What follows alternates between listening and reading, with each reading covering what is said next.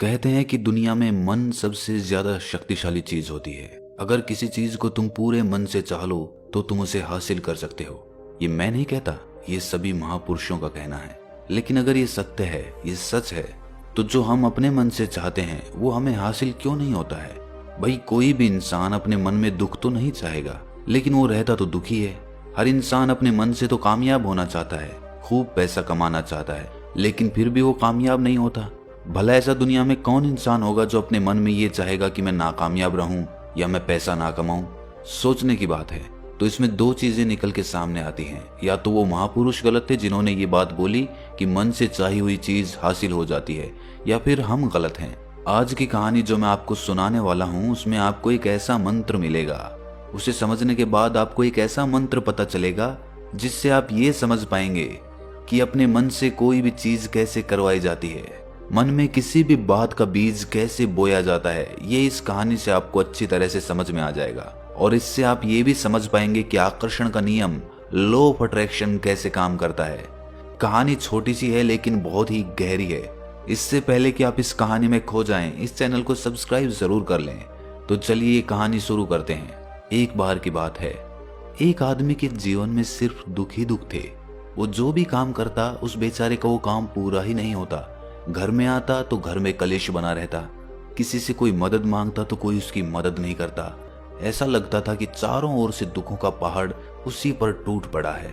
उसे समझ नहीं आ रहा था कि मैं इन दुखों से पार कैसे पाऊं। वो दिन रात यही सोचता रहता कि अपने दुखों से छुटकारा कैसे पाना है। इसी कारण से वो रात में सो भी नहीं पाता था।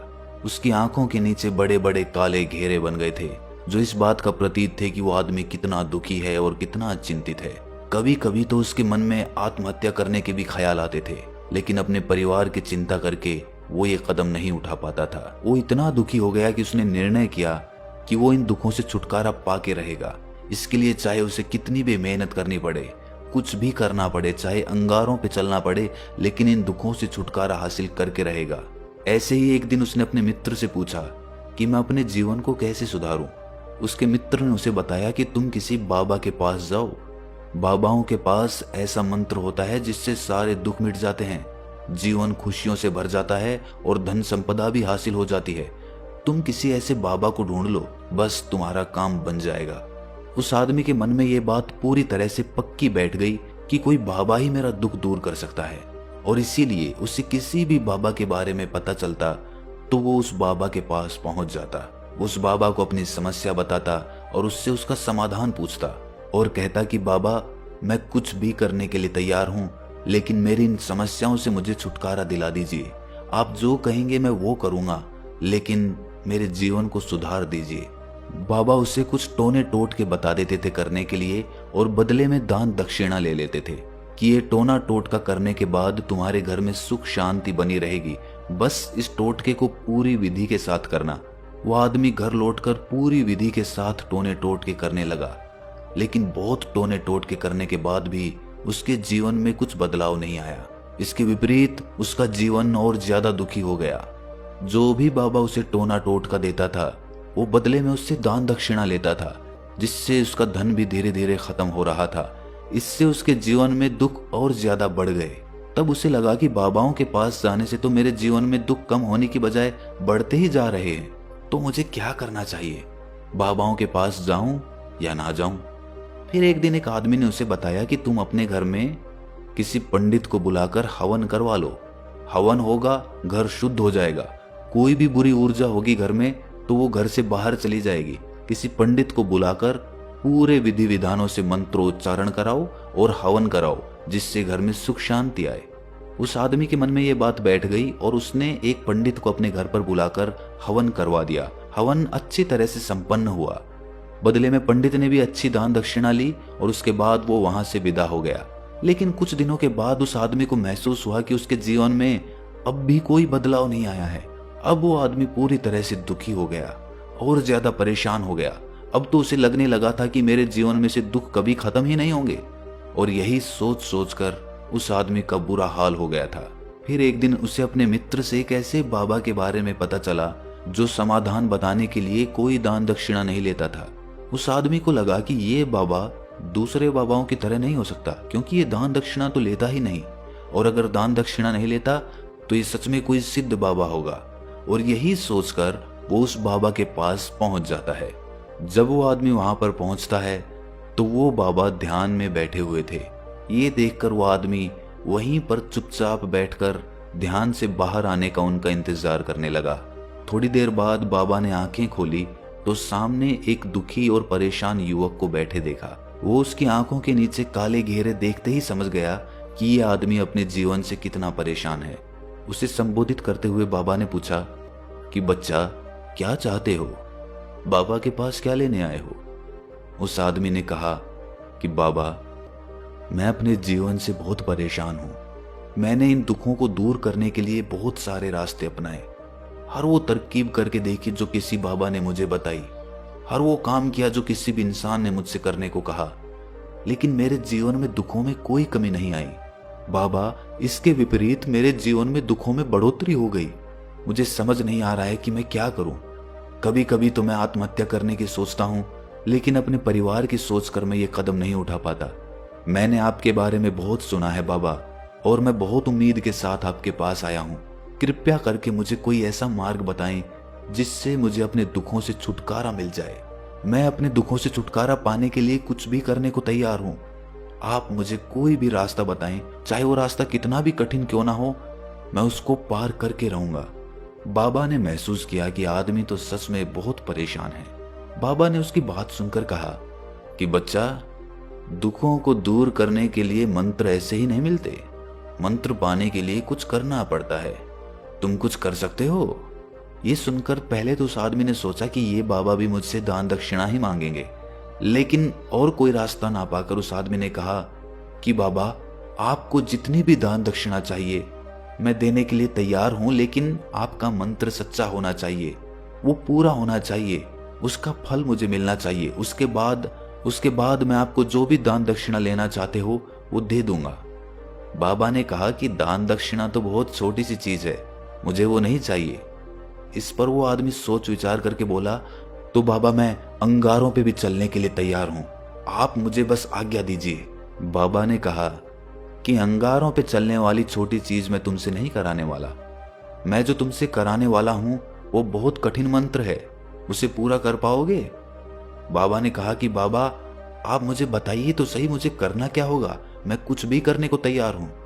इस पर बाबा ने उसे कहा कि यहां से जब तुम अपने घर जाओ तो रास्ते में अपने मन में ये दोहराते जाना कि मैं सुखी हूं, मैं सुखी हूं, मैं सुखी हूं। बार बार अपने मन में यही दोहराना, और याद रहे, जुबान पर ये नहीं आना चाहिए, ये सिर्फ मन में दोहराना है। ये सुनकर वो आदमी बोला, बाबा, बस इतनी सी बात? ये तो मैं चुटकी बजा के कर लूंगा, लेकिन इससे होगा क्या? बाबा बोले, किस मंत्र को करके देखो, वैसे भी तुमने इतने बाबाओं के मंत्र किए हैं तो इस मंत्र को भी करके देख लो। उस आदमी ने सोचा कि बाबा कुछ दान दक्षिणा तो ले नहीं रहे और छोटा सा मंत्र है, इसे तो मैं कर ही लूंगा। वो बोला, ठीक है बाबा, मैं ये मंत्र जरूर करूंगा। वो आदमी ये कहकर वहां से उठकर चलने लगा, लेकिन जैसे ही वो चलने लगा, पीछे से बाबा ने बोला कि बच्चा, एक बात याद रखना, जब तुम ये मंत्र अपने मन में दोहराओ तो तुम्हारे मन में बंदर के विचार नहीं आने चाहिए, बंदर का ख्याल भी नहीं आना चाहिए, तो ही ये मंत्र सिद्ध होगा। वो आदमी बोला, मुझे तो आज तक बंदर का कोई विचार नहीं आया, तो अब क्यों आएगा? आप चिंता मत करिए बाबा, मैं बस मन में यही दोहराऊंगा कि मैं सुखी हूं, मैं सुखी हूं, इसके अलावा बंदर का कोई विचार मेरे मन में नहीं आएगा। ये कहकर वो आदमी वहां से चल दिया। वो अपने मन में मैं सुखी हूं, मैं सुखी हूं ये दोहराता हुआ थोड़ी दूर ही चला था कि उसके मन में अचानक बंदर का ख्याल आ गया। बंदर का ख्याल एक बार आया और चला भी गया, लेकिन उस आदमी ने सोचा कि आज तक तो मुझे बंदर का कोई विचार नहीं आया, ये आज बंदर का विचार क्यों आ गया? और ऐसे करके उसने उस बंदर के विचार को पकड़ लिया। वो ये भूल गया कि मुझे क्या मंत्र दोहराना है, और वो बंदर के बारे में सोचने लगा। जब थोड़ी देर बाद उसे फिर से होश आया तो वो फिर से अपना वही मंत्र दोहराने लगा जो बाबा ने उसे बताया था, मैं सुखी हूं, मैं सुखी हूं। लेकिन अचानक से उसे सामने एक बंदर दिखाई दिया, और ये देखकर उसके मन में फिर से बंदर का विचार उठ गया, और वो अपने अंदर से इस विचार को बाहर फेंकना चाहता था। वो चाहता था कि मेरे अंदर किसी भी तरह बंदर का विचार ना आए, लेकिन उसे तो सामने बंदर ही दिखाई दे गया। ऐसे ही जद्दोजहद करते करते वो घर पे पहुंचा और घर पे पहुंचने के बाद अपनी पत्नी को कहा कि हे बंदरिया, मुझे खाने में बंदर परोस दो। और जब उसे एहसास हुआ कि उसने क्या बोल दिया तो वो अपने बाल नोचने लगा। वो दीवारों में सर मारने लगा कि आज तक मुझे बंदर का कोई विचार नहीं आया और आज मुझे ये क्या हो गया है कि मुझे हर जगह बंदर ही बंदर नजर आ रहे हैं। ये कैसी माया है। यही सोच सोच कर वो आदमी रात भर सो नहीं पाया। रात भर करवटें बदलता रहा और सुबह उठकर सीधे उसी बाबा के पास पहुंच गया और उसके चरणों में गिरकर कहा कि बाबा, पता नहीं क्या चमत्कार हो रहा है, आज तक मुझे बंदर का कोई विचार नहीं आया, लेकिन कल से जब से आपने मुझसे कहा कि बंदर का विचार नहीं आना चाहिए, तब से मुझे हर जगह बंदर ही बंदर नजर आ रहे हैं। उस आदमी ने कहा कि बाबा, मुझे तो आपके पीछे पेड़ पर बैठा हुआ बंदर भी केले खाता हुआ दिखाई दे रहा है, ये हो क्या रहा है बाबा। ये सुनकर बाबा हंसने लगे। बच्चा, मन का जाल एक ऐसा जाल है जिसे समझ पाना इतना आसान नहीं है। बंदर तो तुम्हारे रास्ते में पहले भी आते थे। जब तुम मेरे पास आए थे तो इन्हीं पेड़ों पे ये बंदर घूम रहे थे, लेकिन तब तुम्हारे ध्यान में ये बंदर नहीं था, तब तुम्हारे ध्यान में सिर्फ अपने दुख थे। इसके बाद बाबा ने उसे बताया कि बच्चा, हम जिस चीज से भी दूर भागना चाहते हैं वही चीज हमारे मन में बहुत गहरे में प्रविष्ट हो जाती है, वो हमारे अंतर मन में समा जाती है। असल में हम जिस चीज से भी छुटकारा पाना चाहते हैं उससे छुटकारा इसीलिए पाना चाहते हैं कि वो हमारे साथ बहुत गहरे से जुड़ी हुई है, और हम जितना ही उससे छुटकारा पाना चाहते हैं वो उतनी ही गहरी हमारे मन में बैठती चली जाती है और आखिरकार वो हमारे अंतर मन में छा जाती है। ऊपर से तो हम चाहते हैं सुखी होना कि मैं सुखी हूं, हमारे होंठ भी यही बोलते रहते हैं, लेकिन हमारे मन में दुख समाये होते हैं। हमारे विचारों में, हमारे मन में हमें दुख ही दुख दिखाई देते हैं। इसीलिए अपनी जुबान से बार बार ये बोलने से कि मैं सुखी हूं, हम सुखी नहीं होंगे जब तक ये मंत्र हमारे अंतर मन में प्रविष्ट नहीं होगा। इस पर उस आदमी ने पूछा कि बाबा, लेकिन ये मंत्र हमारे अंतर मन में प्रविष्ट कैसे होगा। ये सुनकर बाबा ने कहा कि बच्चा, अपने दुखों से लड़ना बंद कर दो। जब तक तुम अपने दुखों को दूर करने की सोचते रहोगे तब तक वो दुख तुमसे चिपके रहेंगे, तब तक वो दुख तुम्हारे अंतर मन पर अपना राज जमाए बैठे रहेंगे। और जिस दिन तुम उन दुखों के बारे में सोचना ही छोड़ दोगे, उन दुखों से छुटकारा ही नहीं पाना चाहोगे, उसी दिन से तुम्हारी जिंदगी से दुख गायब हो जाएंगे। क्योंकि किसी भी चीज से छुटकारा पाने के लिए हमें उस चीज के बारे में सोचना पड़ता है, और हम जितना ही उस चीज के बारे में सोचते हैं वो उतनी ही गहरी हमारे मन में प्रविष्ट होती चली जाती है। हम अधिकतर समय दुखों के बारे में ही सोचते हैं। हम यही सोचते हैं कि हमारे जीवन में दुख है और हमें इससे छुटकारा पाना है। इसी वजह से बार बार सोचने से वो दुख हमारे अंतर मन में प्रविष्ट हो जाते हैं और हमें एहसास भी नहीं होता।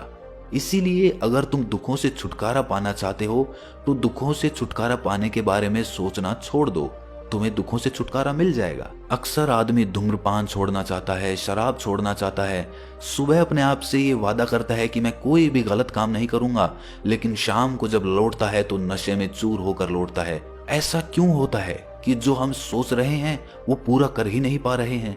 असल में हम उस चीज को बहुत ज्यादा तवज्जो दे रहे हैं, उस चीज को बहुत ज्यादा अहमियत दे रहे हैं।